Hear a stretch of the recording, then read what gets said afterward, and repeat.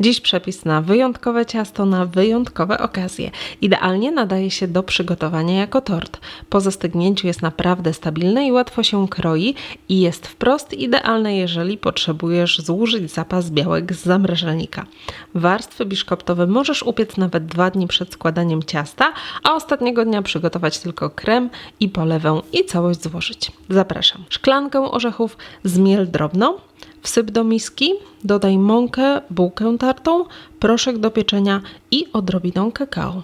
Całość wymieszaj dokładnie. 5 białek to jest 2/3 szklanki. Mrożone trzeba dokładnie rozmrozić i doprowadzić do temperatury pokojowej. Białka do miksera, szczypta soli i całość ubij na sztywno. Następnie po łyżce dodawaj cukier, najlepiej drobny, ale jak nie masz drobnego, to zwykły kryształ też da radę. Po dodaniu cukru całość ubijaj 5 do 7 minut. Z cukrem kryształem może być 1-2 minuty dłużej, ale nie za długo, bo cukru w stosunku do białek jest tutaj mało i taką pianę jest dużo łatwiej przebić. Na koniec piana powinna być na tyle sztywna, żeby siła grawitacji kompletnie jej nie odkształcała. Do piany dodaj w 2-3 etapach suche składniki, mieszając za każdym razem dokładnie. Finalnie całość powinna być gęsta i puszysta, tak jak u mnie na filmie. Jeśli Twoje ciasto zrobiło się lejące, to piana była ubijana albo za krótko, czyli była za mało stabilna, albo za długo, przez co swoją stabilność straciła. Gotowe ciasto idzie do piekarnika na 25-30 minut, a ja przygotuję w tym czasie drugą porcję. Tym razem szklanka maku suchego, mielonego, mąka, proszek do pieczenia i kakao. I znów tak jak poprzednio 5 białek i szczypta soli ubijam na sztywno. Potem po łyżce cukier i ubijaj jeszcze od 5 do 7 minut na średnich obrotach. Przypominam, że tak ma wyglądać piana po ubiciu. I teraz suche składniki znów w 2-3 podejściach. Całość przełóż do tej samej lub identycznej blachy i znów 25-30 minut w piekarniku. I już ostatni blat, czyli mąka, kakao i proszek do pieczenia i jeszcze pokrojone suszone śliwki. Moje były dosyć wilgotne, ale jeśli masz suche, to warto je wcześniej namoczyć przez kilka godzin. I tym razem całe jajka oraz cukier i jeszcze szczypta soli. Ubijaj jakieś 10 minut na średnich obrotach miksera.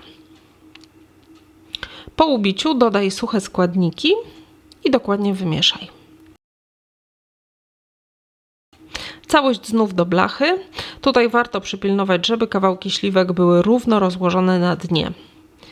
I już ostatni raz na 20-30 minut do piekarnika. Czas na krem. Jakieś 170 do 200 g śmietanki 30% i 300 g mleka. Proporcje mogą być w miarę dowolne, w sumie ma być 500 g. Mniej więcej połowę tej mieszanki przelej do garnka, dodaj cukier i cukier waniliowy lub wanilinowy i całość zagotuj, mieszając od czasu do czasu. W pozostałym mleku wymieszaj całe jajka i mąkę ziemniaczaną i taką mieszankę od razu wlej do gotującego się mleka. Budyń zagotuj.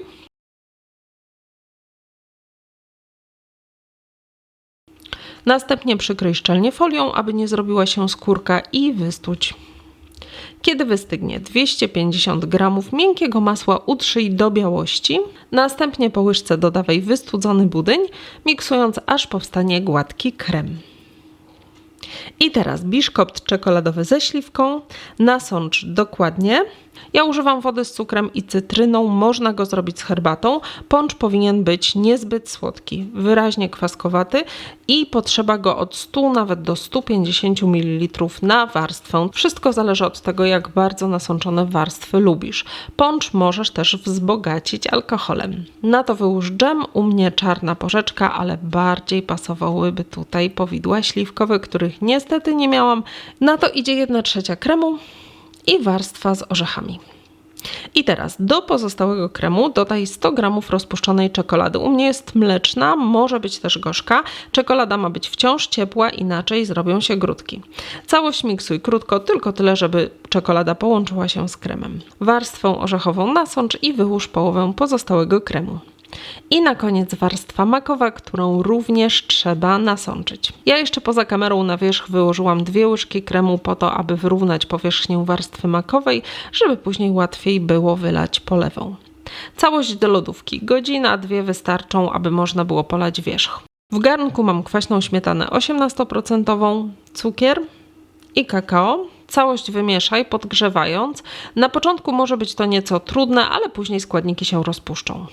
Polewę trzeba zagotować, wyłączyć ogień i dodać masło, mieszając do jego rozpuszczenia.